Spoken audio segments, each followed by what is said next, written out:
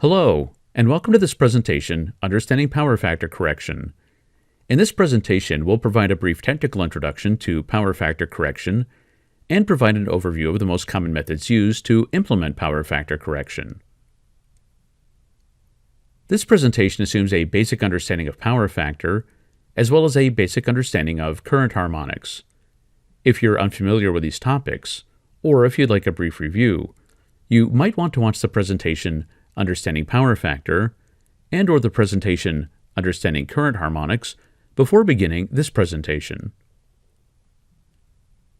Power factor correction refers to the methods used to increase the power factor of a load, ideally to 1 or unity, but usually to at least 0.9.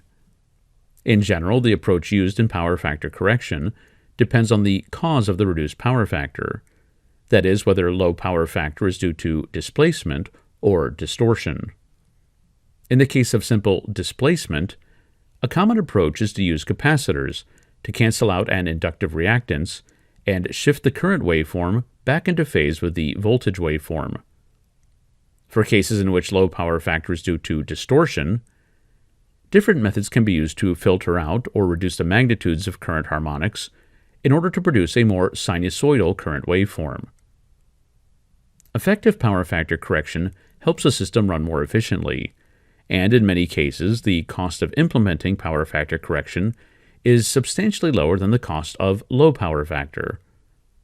In some areas and in some applications, power factor correction is also required in order to meet standards or regulatory requirements. Since the number of nonlinear loads has been steadily increasing, the importance of power factor correction has also been increasing, and this is true even for lower power, non-industrial systems. Power factor correction for displaced waveforms involves reducing the phase shift between voltage and current by adding capacitance or inductance in order to cancel out the opposite reactive part of the load, and thus make the load look more resistive.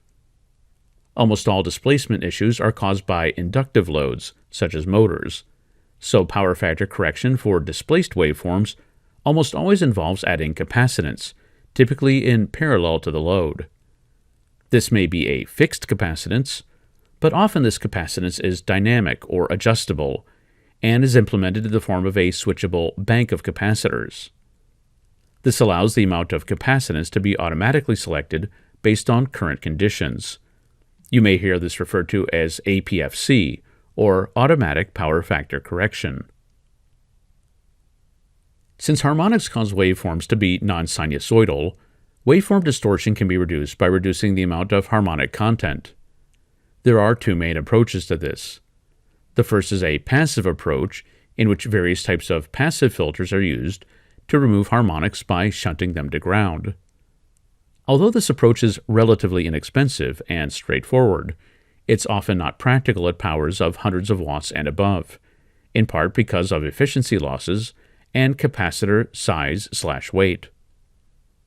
The other approach is active power factor correction, in which the current waveform is reshaped in order to make it look more like the voltage waveform. This is often implemented in the form of a boost converter.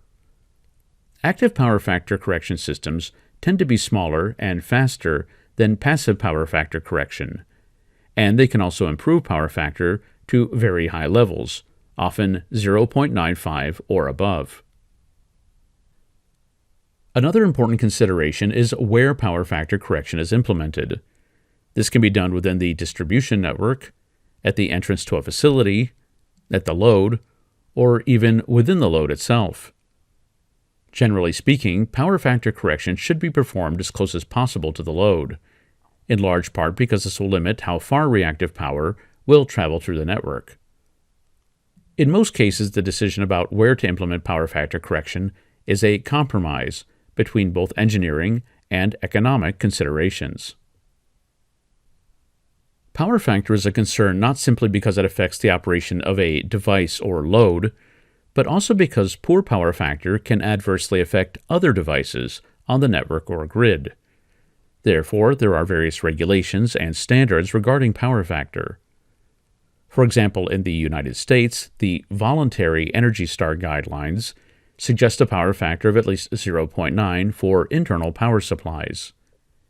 In the EU, the IEC 61000-3-2 standard stipulates harmonic limits for devices on a per-category basis. Although power factor limits are not explicitly set, the mandatory limits on harmonics also limit the amount of waveform distortion and thus improve power factor. Outside of the US and the EU, other regions of the world also have various standards, many of which evolved from the IEC standards. In addition to government or regional regulations, there are also organizations such as AD+, that offer product certifications which include power factor requirements. For both engineering and regulatory reasons, it's therefore important to be able to measure both power factor as well as the effectiveness of power factor correction. Power factor can generally be measured by two different categories of test and measurement instruments: oscilloscopes and power analyzers. Power factor and power factor correction should be measured under different operating or load conditions. For example, the behavior of a load during startup is often very different than its steady-state behavior. Many devices also draw current differently in active versus standby modes. And power factor can change during different load conditions, such as a motor operating at different speeds, or lighting producing different levels of illumination. Please see the separate presentation, Understanding Power Factor, if you'd like more detailed information about how to measure power factor and considerations when making power factor measurements. Let's end with a brief summary. Power factor correction refers to methods implemented to improve power factor, either at the facility level and/or for individual loads. The method used depends largely on the cause of low power factor. If power factor is low because of simple waveform displacement, an equal but opposite reactance can be added in parallel. This is most often capacitance for canceling out the inductance of motors, drives, etc.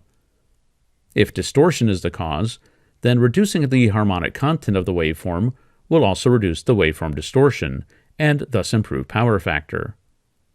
In this case, either passive filters or active circuits can be used depending on the particular application. Measuring power factor and the effectiveness of power factor correction is done using either oscilloscopes and/or dedicated power analyzers, and it's important to make these measurements under different operating and/or load conditions. This concludes our presentation, Understanding Power Factor Correction. If you're interested in learning more about power factor, power measurements, or power-related test and measurement solutions from Rohde & Schwarz, please see the links in the video description. Thanks for watching.